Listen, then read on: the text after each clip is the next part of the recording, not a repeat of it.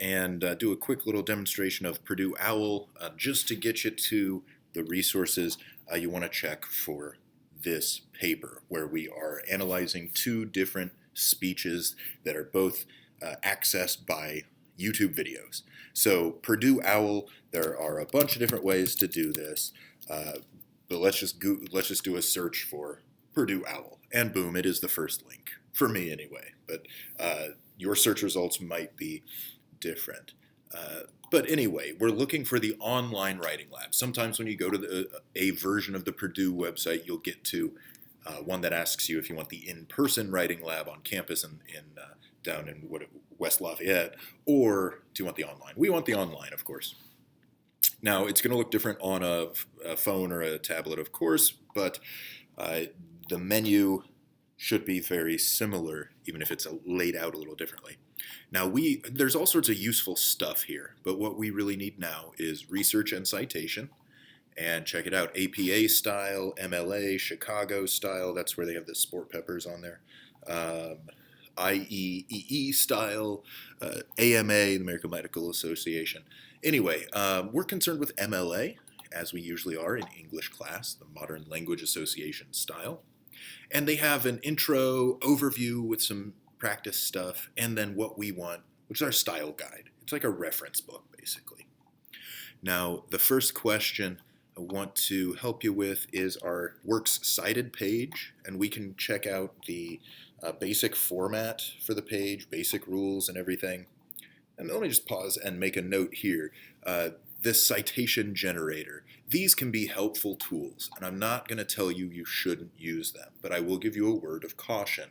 For those citation generators, if you do choose to use one, remember that it is still your responsibility to check the format and make sure the citation that it gives you is correct and it follows the model. So you need to look it up anyway, at least for this assignment. Where do we look that up?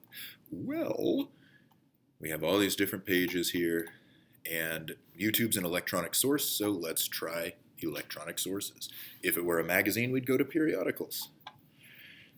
If it were a book, we'd go to books.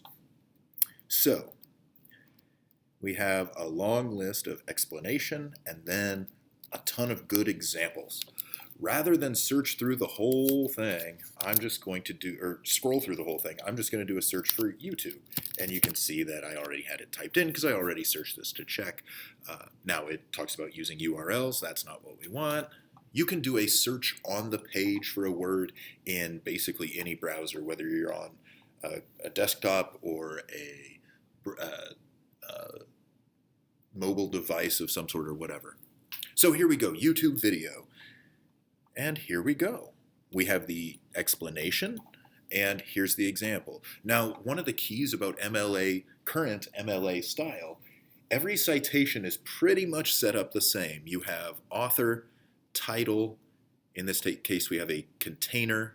We have other info because we have an uploader, right? So this is going to be for the Obama speech, Obama, comma, Michelle, period, then in quotes, the title of the speech video, period, within the quote.